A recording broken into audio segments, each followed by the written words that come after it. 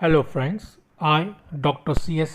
Prashant P. Patel welcomes you in my YouTube channel PMP। चलिए बेटा तो शुरू करते हैं MCQ series business administration subject English medium, जिसके अंदर आज हम देखेंगे मोटिवेशन चैप्टर में से कौन से MCQ आपको पूछे जा सकते हैं।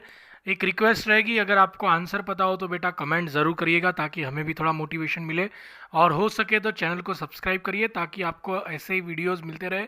और एक लास्ट रिक्वेस्ट है कि अगर आप MCQ सीरीज़ देख रहे हो उससे पहले आप जो चैप्टर की डिटेल वीडियो है, जितने भी पार्ट है उसको आप देख लीजिए ताकि MCQ आपको रट्टा ना मारना पड़े, आपको समझ में आए कि उसका सही आंसर क्या है। तो let's start with the first question.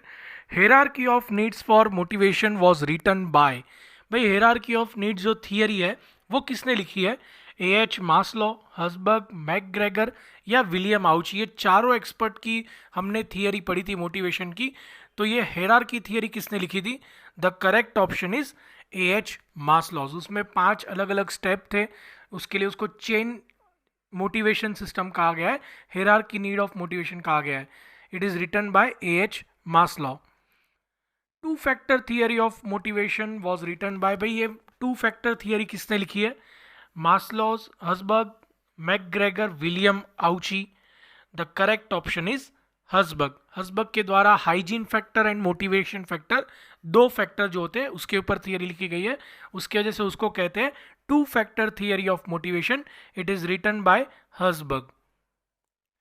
Theory X and theory Y of motivation was written by Maslow, Herzberg, McGregor या विलियम आउची। भाई इसमें से थियरी एक्स और थियरी वाई किसने लिखी है? The correct option is McGregor. McGregor ने theory X और थियरी वाई लिखी थी, जिसमें उनका कहना था एक्स वाले आलसी टाइप होते हैं, वाई वाले मेहनत करने वाले एम्प्लॉय होते हैं, दोनों को अलग अलग तरीके से मोटिवेट किया जा सकता है। It is written by McGregor. Theory Z of motivation was written by Maslow's, Herzberg, McGregor और William Ouchi. The correct option is William Ouchi. William Ouchi ने थियरी जेड लिखी थी, जो एक जैपनीज या तो US कंसेप्ट बेस्ड थियरी आप कह सकते हो। Motivation is the act of stimulating someone or own self to get a desire course of action. This definition is given by whom. भाई ये डेफिनेशन किसने दी है कि भाई मोटिवेशन एक ऐसी प्रोसेस है जिसमें आप खुद को या किसी और को स्टिमुलेट करते हो जिससे आपके गोल अचीव हो जाए? ब्रिज, टेरी, स्मिथ या Jucius? The correct option is Jucius. Jucius ने ये डेफिनेशन दी है मोटिवेशन की। Which of the following is are characteristics of motivation? भाई इसमें से कौन से कैरेक्टर है मोटिवेशन के? Motivation is internal and external both. Motivation only requires in business. Motivation is nothing but a मिथ्या। All of the above. देखिए motivation मिथ्या तो है नहीं, इट इज फैक्ट। ये बिजनेस में ही काम आए ऐसा किसने कहा? हर जगह मोटिवेशन की जरूरत पड़ती है। Motivation is internal and external. Yes, आप खुद से भी मोटिवेट हो सकते हो या कोई और आपको कर सकता है। The correct option is option number 1। ये सिर्फ अकेला ही कैरेक्टर है, बाकी सब चीजें गलत है, तो ऑल ऑफ दी अबव तो आएगा नहीं। The correct answer is motivation is internal and external both. Maslow's theory of motivation is also known as dash. Two factor theory, hygiene theory of motivation, hierarchy of needs, theory Z। Maslow की theory को आप क्या कहते हो इसमें से? Two factor theory, hygiene theory of motivation, hierarchy of needs या theory Z? The correct answer is hierarchy of needs. वही तो लिखी थी मास्लोज ने। Workmen's compensation program, pension scheme, these all are the fall under which category of hierarchy of needs? अगर आपने Maslow की theory पढ़ी है हेरार्की ऑफ नीड्स, जिसमें 5 नीड थी, फिजियोलॉजिकल यानी कि physical basic, safety, social, esteem and actualisation, तो ये वर्कमैन कंपनसेशन, पेंशन स्कीम, ये सब किसके अंदर आता है? कौन से स्टेज में आता है? Physiological need, safety need, social need या esteem need? The correct option is safety need. ये सारे एग्जाम्पल सेफ्टी नीड के, अगर आपने वीडियो देखा हो तो याद होगा मैंने कहा था सेफ्टी नीड में क्या होता है, एम्प्लॉय को जॉब सिक्योरिटी दी जाती है कि भाई तुझे हम कभी निकालेंगे नहीं, फ्यूचर के लिए रख लेंगे, प्लस तेरा इंश्योरेंस भी हम करवाएंगे, तेरी लाइफ की भी सिक्योरिटी सेफ्टी प्लस तेरी जॉब की भी सेफ्टी, रिटायरमेंट के बाद पेंशन देंगे, अलग अलग फंड में तेरे जमा पैसे होंगे, वो वर्कमैन कंपनसेशन फंड का तुझे बेनिफिट मिलेगा, पेंशन स्कीम का तुझे बेनिफिट मिलेगा। इन शॉर्ट आपकी जॉब की सेफ्टी दी जाती है। तो these all are the example of safety need. मैं अभी भी रिक्वेस्ट करूंगा बेटा, अगर आपने प्रीवियस वीडियो देखे हैं चैप्टर के तब जाके आप एमसीक्यू सॉल्व करिए, अदरवाइज आपको मेजॉरिटी एमसीक्यू पता नहीं चलेगी क्या है। Man desires that he should be an important entity in his field and that his importance must be recognised.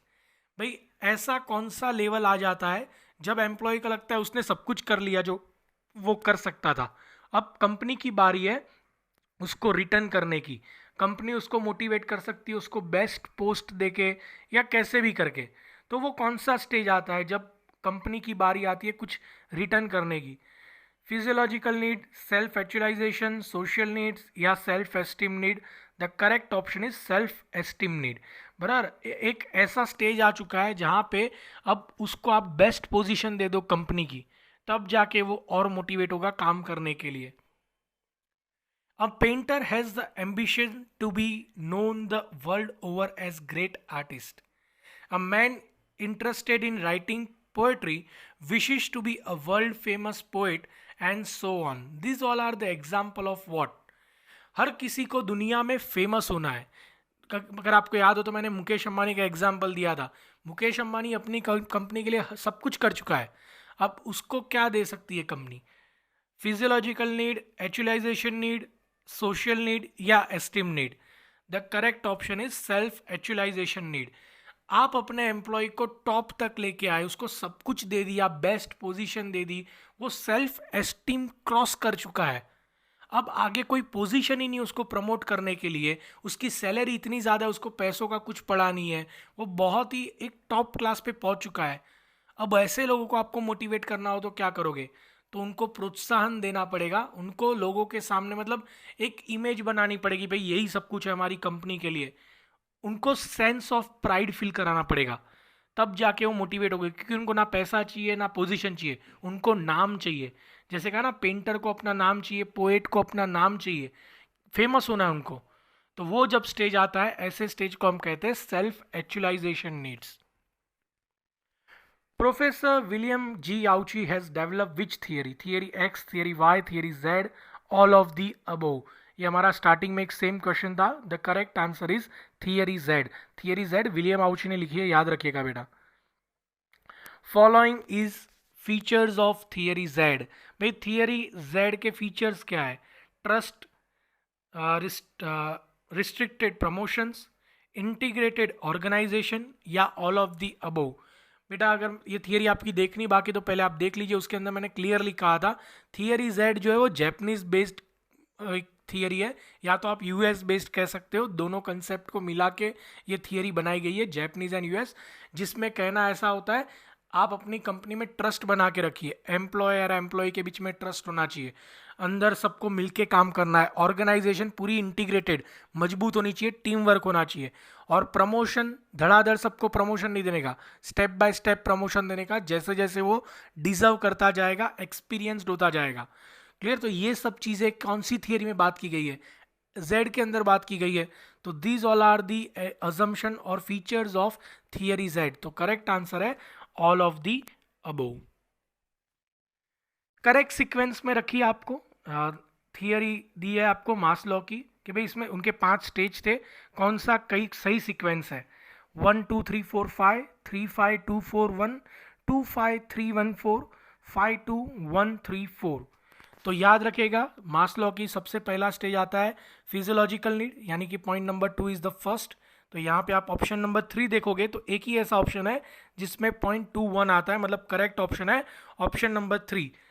आप जब एग्जाम में सॉल्व करोगे तो 2 से स्टार्ट होने वाले बहुत सारे होंगे, तो आपको आगे के स्टेज भी कंपेयर कर लेना। सबसे पहले आता है फिजियोलॉजिकल, उसके बाद आता है safety that is 5, then social that is 3rd, then after esteem 1, and last is actualization 4. The correct answer is 25314. Which of the following is or are limitations of Maslow's theory? भाई Maslow की theory लिखी थी, बहुत लोगों ने उसको criticise भी किया, तो कौन सी क्रिटिसिज्म्स थे उसके, कौन से लिमिटेशन थे? Order of needs is not always maintain, concept of higher need satisfied last, some needs are always unsatisfied, all of the above. देखिए बेटा, मैं फिर भी अभी भी कहूँगा कि आप वीडियोस देखिए, क्योंकि ये आंसर आपको शायद तभी आएगा जब आपको वो थियरी अच्छे से आती होगी। The correct answer is all of the above. ये सारे क्रिटिसिज्म है उस थियरी के, इसको मैं डिटेल में नहीं समझा पाऊंगा, डिटेल में आपको वीडियो में मैंने दे दिया है। Following are the assumption of theory X. Workers hate to improve their efficiency, a worker prefers to get directed by others, no worker is ready to accept any responsibility, all of the above। McGregor की जो theory थी x and Y, उसमें x कैसे होते हैं, x आलसी होते हैं, उनको काम करना पसंद नहीं होता है, उनको कोई ना कोई सुपरवाइजर चाहिए, कोई ना कोई बॉस चाहिए, वो देखेगा तो ये काम करेगा वरना काम नहीं करेंगे, ऐसे होते हैं। तो ये सारे ऑप्शन सही है। They are less efficient, they want someone who direct them, they never accept responsibility, वो जिम्मेदारी से भाग जाते हैं। तो these all are the assumptions of the theory X. The correct answer is all of the above. Dash emphasize the importance of workers in the accomplishment of enterprise objective. ऐसे कौन से वर्कर होते हैं जो कंपनी के object कोई खुद का ऑब्जेक्ट बना के चलते हैं और अचीव करने की कोशिश करते हैं? X kind of people, Y, Z और कोई भी नहीं। The correct answer is theory Y. Y तरीके के जो एम्प्लॉयज होते हैं मैकग्रेगर के हिसाब से वो बहुत ही मेहनतू होते हैं, उनको काम करना अच्छा लगता है, वो कंपनी के गोल को हमेशा अचीव करने की कोशिश करते हैं। The correct answer is theory Y. According to Herzberg theory of motivation, recognition is the part of dash factor. देखिए आपको याद हो तो कौन सा था हसबर्ग थियरी? 2 फैक्टर में डिवाइडेड था। ऑप्शन देख लेते हैं, hygiene factor, motivation factor, Z factor and X and Y factor. Last के 2 तो है ही नहीं ऑप्शन, क्योंकि हसबर्ग की थियरी 2 फैक्टर में डिवाइडेड थी, hygiene factor and motivation factor. उसमें बहुत सारे पॉइंट थे, तो रिकॉग्निशन कौन से पार्ट में आता है, हाइजीन फैक्टर की motivation? The correct option is motivation factor. Clear? Hygiene factor में जॉब रिलेटेड बात की गई थी, जबकि मोटिवेशन में recognition, promotion, sense of pride, ये सब बातें की गई थी। The correct answer is motivation factor. Again I am saying that कि भाई आप प्रीवियस वीडियोस देखोगे, चैप्टर को डिटेल में समझोगे, तो ये सारे एमसीक्यू और अच्छे से समझ पाओगे। और सिर्फ यही नहीं, इसके अलावा आपको एग्जाम में कुछ और पूछते हैं, तो जितना आपके कंसेप्ट क्लियर हो गए, आप एमसीक्यू इजीली टिक कर पाओगे। फॉलोइंग इज और are the assumptions of theory Y. Y कैसे होते हैं मैकग्रेगर के हिसाब से? Workers feel that work is an natural as play, workers are ambitious, democratic leadership is followed, all of the above. The correct answer is all of the above. Y ये सभी category में आता है। वो खुद लीडर की तरह ही काम करते हैं, वो आलसी नहीं होते, एम्बिशियस होते हैं, उनकी एफर्ट हमेशा बेस्ट होती है, वो कभी रुकते नहीं है, दे आर इंडिपेंडेंट। तो all of the above is the correct answer. According to Herzberg theory of motivation, salary is part of dash factor. Again options are hygiene factor, motivation factor, z factor, x and y factor. Last के 2 option तो ऐसे ही निकल गए, क्योंकि hygiene factor 2 part में divide है, motivation factor and hygiene factor. अब हसबर्ग की इस थियरी में सैलरी कौन से पार्ट में आती है? The salary is the part of hygiene factor. Following is the basic physiological need, shelter, loss of job, recognition, all of the above. Basic क्या होता है? बेसिक ज़रूरतें कौन सी होती है हमारी?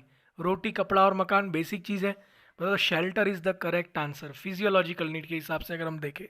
क्लियर? मास्लो का कहना ऐसा था कि कोई भी पर्सन आपकी कंपनी में ज्वाइन होता है फर्स्ट स्टेज पे फ्रेशर, तो उसकी एटलीस्ट फिजिकल नीड पूरी करो, मतलब उसको उतना तो दो कि वो अपना खुद का अकेले का खर्चा उठा सके, वो अपना खुद का घर चला सके। घर यानी वो अकेला, बाकी सब अपना देख लेंगे, लेकिन उसको उतना तो आप इंडिपेंडेंट कर दो। तो shelter is the correct option. Which of the following is positive tool of motivation. याद करें बेटा, फर्स्ट वीडियो था हमारा positive and negative tool of motivation. Issuing memos, dismissal, demotion, sense of pride, ये सभी तरीके हैं जिससे आप काम निकलवा सकते हो। बस 3 तरीके ऐसे हैं जिसमें आप डरा धमका के काम निकलवाओगे, और एक तरीका ऐसा है जिसमें प्यार से काम निकल जाएगा, एम्प्लॉय को भी बुरा नहीं लगेगा, that is sense of pride. Clear? Sense of pride एक पॉजिटिव टूल ऑफ मोटिवेशन है, बाकी सारे नेगेटिव टूल्स है। Following needs is the desire to become everything that one capable of becoming, esteem and status need, belonging और social need, actualisation या physiological need. समझिए question को। Following needs is the desire to become everything that one capable of becoming, सब कुछ हमें चाहिए, सब कुछ अचीव कर चुके हो तो दैट इज सेल्फ एक्चुअलाइजेशन, आप टॉप पे आ चुके हो। Following is the higher level need, सबसे लास्ट में कौन सा आता है टॉप पे? Security, that is safety need, belonging और सोशल नीड, एक्चुअलाइजेशन या बेसिक या तो physical need. The correct answer is actualisation, जो सबसे टॉप पे होता है, सबसे लास्ट में आता है। Herzberg theory of work motivation is also known as maintenance theory of motivation, hygiene theory, two factor theory of motivation, all of the above. The correct answer is all of the above. मैंने आपको हर एक motivation के बारे में बताया था कि जितनी भी थियरी लिखी गई है एक्सपर्ट्स के द्वारा, वो सभी थियरी के अलग अलग नाम है। क्लियर? उनके मेन नाम अलग है, उनको और एक नाम से भी जाना जाता है, या किसी थियरी के 2-3 नाम भी है। जैसे कि हसबर्ग ने जो थियरी लिखी थी उसको हाइजीन थियरी भी कहते हैं, टू फैक्टर थियरी भी कहते हैं, मेंटेनेंस थियरी ऑफ मोटिवेशन भी कहते हैं। The correct answer is all of the above. मैं अभी भी कहूँगा बेटा, रिक्वेस्ट करूँगा आप प्रीवियस चैप्टर खास देखिए, फिर आप मोटिवेशन के एमसीक्यू सॉल्व करिए। विच of the following is negative tool of motivation? भाई नेगेटिव तरीका क्या है किसी को मोटिवेट करने का? Issuing memos, competition, recognition, sense of pride. The correct option is issuing memos.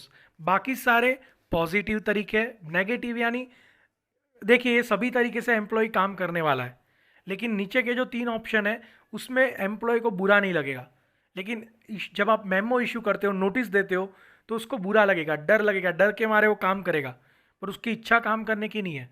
Motivate तो हो जाएगा वो काम करने को, लेकिन नेगेटिव तरीके से। तो this is the negative tool of motivation, issuing memos. When was Maslow's theory published? 1944, 1943, 1946, 1945. The correct answer is 1943. याद रखिएगा बेटा, मास्लो की जो हायरार्की ऑफ नीड थियरी थी वो 1943 में पब्लिश की गई थी। फॉलोइंग इज और आर द मोटिवेशनल टेक्निक्स। भाई आप किसी को मोटिवेट कैसे कर सकते हो? Job based technique, MBO techniques that is management by object techniques, leadership technique या all of the above. The correct answer is all of the above. आप ये हर तरीके से मोटिवेट कर सकते हो। जैसे कि मैं आपको जॉब पे से निकालने की धमकी दे दूं तो आप काम करना शुरू कर दोगे, तो जॉब बेस्ड टेक्निक काम आ सकती है किसी के पास काम निकलवाने के लिए।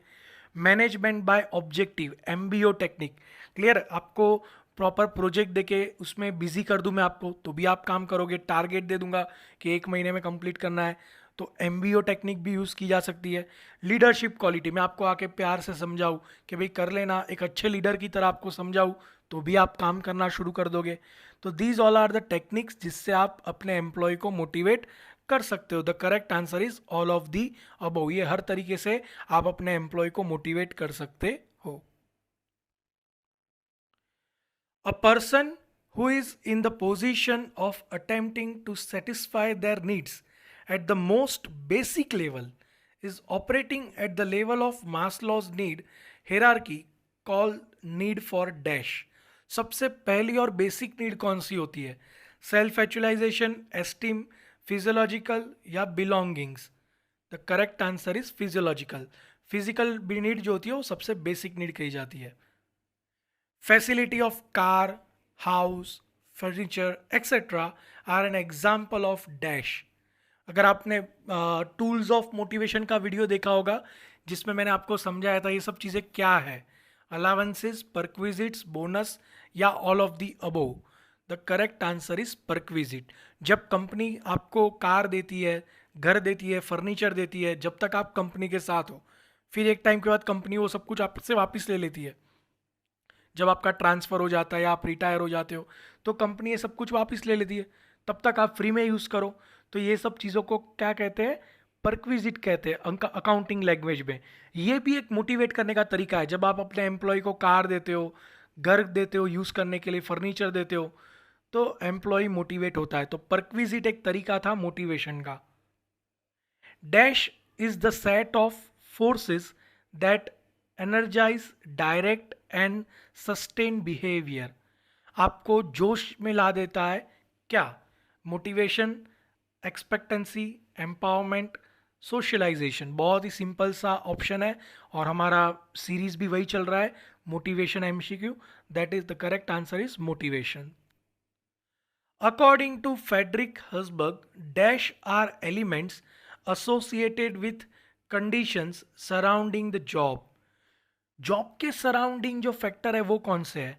Hygiene factor, motivating factor, economic factor या एनवायरमेंटल फैक्टर? मैंने पहले भी कहा और अभी भी कह रहा हूँ, हर्जबर्ग की जो थियरी है वो दो फैक्टर में डिवाइडेड है, हाइजीन और मोटिवेशन। तो नीचे के दो ऑप्शन तो ऐसे ही निकल गए। अब आपको करेक्ट ऑप्शन सिलेक्ट करना है। The correct answer is hygiene factor. Hygiene factor में जॉब रिलेटेड इश्यूज कही गई है, जैसे कि सैलरी हो गया, सुपरवाइजर और सबऑर्डिनेट का रिलेशन हो गया, या तो फिर वर्क कंडीशन हो गया, टाइम ड्यूरेशन हो गया। These all are the part of job और उसके वजह से इसको हाइजीन फैक्टर कहा जाता है। The motivational process and not the motivators as such is associated with need of hierarchy of theory, two factor theory, theory Z, expectancy theory. भाई motivator की जरूरत नहीं, आप कुछ चीज़ें कर दो, अपने आप एम्प्लॉय मोटिवेट हो जाता है। स्टेप बाय स्टेप मोटिवेशन दे दो, बाकी आपको कुछ ज़्यादा सोचने की ज़रूरत नहीं है। ये कौन सी थियरी में कहा गया है? Theory of hierarchy. मास्लो के हिसाब से उन्होंने कह दिया है कि भाई 20 साल में इतना करने का, 25 साल में इतना करने का, 35 साल का हो जाए तब ये करने का, 40 साल का हो जाए तब ये करने का, 55 साल में ऐसे करो और फिर उसको रिटायर कर दो।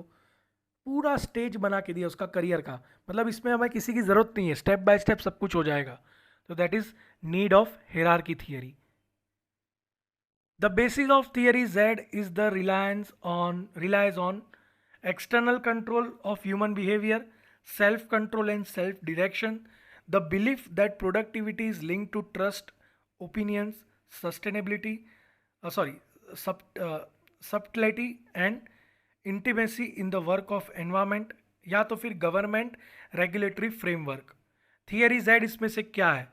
The correct answer is the belief that productivity is linked to trust, opinions, subtlety and intimacy in the work of environment। भाई थियरी जेड में यही तो कहा था, मिलके रहना, सबके ओपिनियन लेना, सबका इंटीमेसी चेक करते रहना, मतलब कितने लोग इंटरेस्ट, सब कुछ प्रमोशन टाइम टू टाइम करते रहने का। क्लियर? तो ये सब कुछ ध्यान थियरी जेड में देने का है। तो option number 3 is the correct option. Which of the following is an assumption in Maslow's hierarchy of need? Needs are dependent on culture and also on social class। नहीं, ये थियरी जेड में ऐसा कुछ नहीं कहा गया है। Lower level need must be at least partially satisfied before higher needs can be affected behaviour. हाँ, ये बात कही गई है कि स्टेप बाय स्टेप मोटिवेशन करने का, पहले बेसिक, फिर दूसरा, फिर तीसरा, स्टेप बाय स्टेप। तो ये ऑप्शन सही लग रहा है। आगे की भी ऑप्शन देख लेते हैं। नीड्स आर नॉट प्रायोरिटाइज्ड और arrange in any particular order. This is wrong. Satisfied needs are motivators and new needs emerge when current needs are remain unmet. नहीं, जब तक कोई मीट नहीं हो जाती नीड तब तक हम आगे नहीं बढ़ते। तो बाकी के तीनों ऑप्शन गलत है। Option number 2 is the right.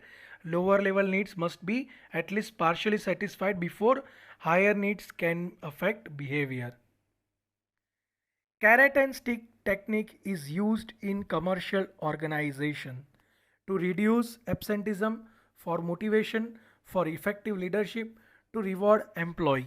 भाई कैरेट एंड स्टिक मॉडल कैसा होता है? मतलब पहले के टाइम पे कैसा होता था, गधे को चलाना होता है तो गधे के सर के पास एक डंडी बांध देते थे, लंबा सा डंडा होता था, गधे के सिर के ऊपर बांधते थे और उस डंडे के आगे की तरफ दूसरी छोर पे गाजर लटका देते थे। अब गधा क्या करता था, उस गाजर को खाने के लिए दौड़ने लगता था, पर उसके साथ वो डंडी बंधी है तो गाजर भी आगे बढ़ जाता था।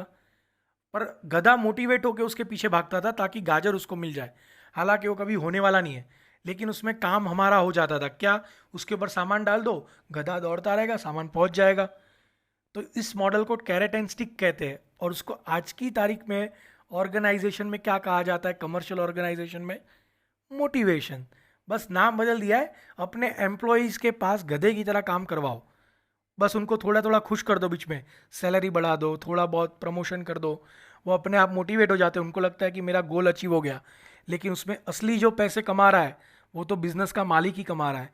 तो कैरेट एंड स्टिक मॉडल और कुछ नहीं है, मोटिवेशन ही है।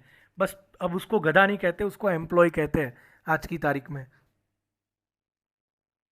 मैकग्रेगर्स theory X and theory Y was published in a book. भाई ये मैकग्रेगर ने अपनी थियरी कौन सी बुक में लिखी थी?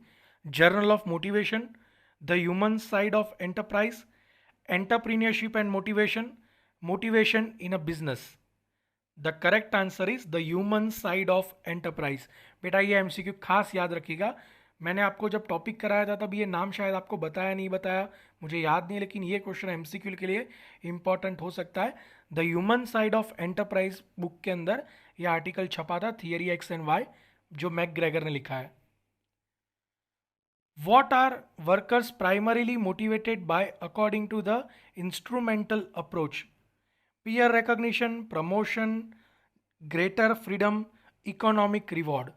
भाई सबसे बेसिक लेवल पे जब एम्प्लॉय होता है, उसकी शुरुआत का स्टेज होता है प्राइमरी स्टेज, तब आप उसको कैसे मोटिवेट करोगे काम करने के लिए? तो उसको इतना दे दो कि उसका खुद का घर चल जाए, उसका खुद का खर्चा निकल जाए। That is economic reward. उसको इकोनॉमिकल अमाउंट दे दो, तब भी वो मोटिवेट हो जाएगा। क्लियर? प्राइमरी लेवल पे। फिर बाकी सब भी तरीके हैं, लेकिन वो टाइम आने पे होगा। शुरुआत में इतने से काम चल जाता है। Economic reward. Which of the following motivators is the most basic need in Maslow's hierarchy? Safety, belongings, physiological, esteem. Physical need सबसे बेसिक होता है, स्टेप नंबर 1 होता है। The correct answer is physiological. McGregor Theory X and Theory Y was published in a year 1960, 70, 65 और 75. The correct option is 1960. 1960 में McGregor ने अपनी theory XY publish की थी। ये ईयर बेटा याद रखेगा, मास्लो ने कब लिखी थी, मैकग्रेगर ने कब लिखी थी, ये एमसीक्यू के लिए इंपॉर्टेंट हो सकते हैं। Which one of the following is a feature of McGregor theory x? X तरीके के लोग कैसे होते हैं? Workers enjoy responsibility? ना, वो कभी अपनी रिस्पॉन्सिबिलिटी को एंजॉय नहीं करते, वो तो आलसी होते हैं, रिस्पॉन्सिबिलिटी से दूर भागते, तो ये ऑप्शन गलत है। Workers view physical and mental effort as a natural part of work? वो कभी किसी काम को एंजॉय नहीं करते, गलत। Work like to show initiative? Workers like to show initiative, वो कुछ नया सोचते, वो काम ही नहीं करते, नया क्या सोचेंगे, गलत। Workers like to be directed? Yes, this is the correct option. X इतना आलसी होता है कि उसका बॉस नहीं होगा ना तो काम करना बंद कर देगा, उसको बॉस चाहिए तो ही वो काम करेगा, वरना वो इतना आलसी है काम करना छोड़ देगा। The correct answer is workers like to be directed. Dash kind of employees prefer to avoid responsibility? कौन कामचोर है जो अवॉइड करता है काम करना? एक्स एंड वाई बोथ, या एक्स वाई एंड जेड, या सिर्फ Z? The correct answer is X. X तरीके के लोग जो होते हैं वो कामचोर होते हैं। Hygiene factor are associated with which writer? Hygiene factor कौन सी थियरी में था, कौन से एक्सपर्ट की थियरी में था? हसबर्ग, मैकक्लेन, मास्लोज या मैकग्रेगर? हाइजीन फैक्टर थियरी हसबर्ग की थियरी में था। हाइजीन थियरी ऑफ मोटिवेशन, जिसे 2 फैक्टर थियरी कहते हैं, जिसमें 2 फैक्टर थे, hygiene factor and motivation factor. तो करेक्ट आंसर इज फ्रेडरिक हेसबर्ग। तो बेटा अगर आपको वीडियो पसंद आया हो तो प्लीज़ चैनल को लाइक करिएगा, सब्सक्राइब करिएगा, और हो सके उतना वीडियो को शेयर करिए ताकि हम ऐसे ही MCQ सीरीज़ आपके लिए बनाते रहे। Thank you so much.